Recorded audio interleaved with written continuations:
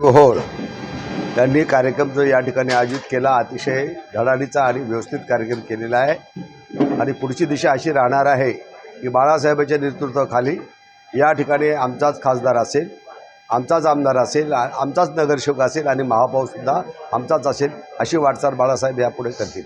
येणाऱ्या विधानसभेमध्ये आपल्या पार्टीचा काय रोल असणार? येणाऱ्या विधानसभेमध्ये आमची जी पार्टी आहे या ठिकाणी कॅन्डिडेट उभा करणार आहे ते बाळासाहेबांशी आणि आबासाहेबांशी बोलून ते आम्ही ठरवणार आहे।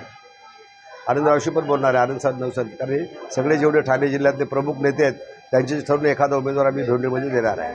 आपण स्वतः म्हणला की आपणही लढण्याचे इच्छुकमध्ये आहेत, त्या संदर्भात काय वाटतं? मी मगाशी सांगितलं की मी आमदार आणि मंत्री आणि खासदार यांनी जे कामं केले ते कामं मी केलेले आहेत। फक्त कायद्याच्या प्रक्रियेमध्ये बसावं म्हणून विधानसभेत जाण्याचा माझा मनोदय आहे आणि त्या पद्धतीने वाटचाल सुरू आहे। आनंदराव साहेबांचा आशीर्वाद मला मिळालेला आहे, त्यांनी सांगितले काका गो हेड आणि त्या पद्धतीने निघालेलं आहे। मात्र पार्टीने एका दुसऱ्या पार्टीसोबत संघटन केलं तर त्यांना तुम्ही सहकार्य करणार का?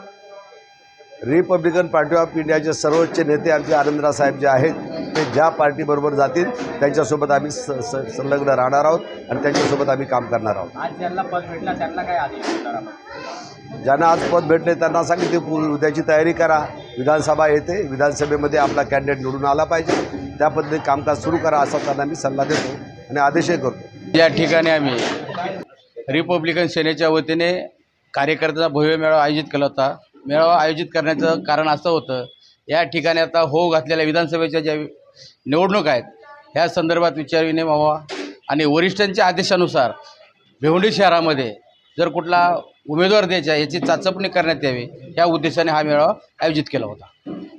सरकारी पदाधिकारी कोण होते त्या मेळाव्यात? आजच्या या कार्यक्रमाला माझे जे सहकारी होते, माझी संपूर्ण टीम होते, रिपब्लिकन सेनेची सर्व टीम होती, त्याचप्रमाणे रिपब्लिकन वाहतूक सेनेची संपूर्ण टीम होती आणि महिला आघाडी हे सर्व माझे पदाधिकारी उपस्थित होते।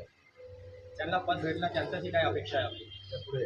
आज आमच्या वरिष्ठाच्या हाताने आम्ही ज्यांनाच काय पदं दिले आहेत त्यांच्याकडनं आमची एकच अपेक्षा आहे की त्यांनी भिवंडी शहरामध्ये रिपब्लिकन सेनेच्या नावाने लोकांची संवाद साधून रिपब्लिकन सेनेचं कार्य प्रत्येक घराघरात पोहोचलं पाहिजे। रिपब्लिकन सेनेच्या वतीनं सामान्य माणसाचे सुखादुःखामध्ये सहभागी होऊन लोकांची कामं केली पाहिजे ही माझी त्यांच्याकडनं अपेक्षा आहे।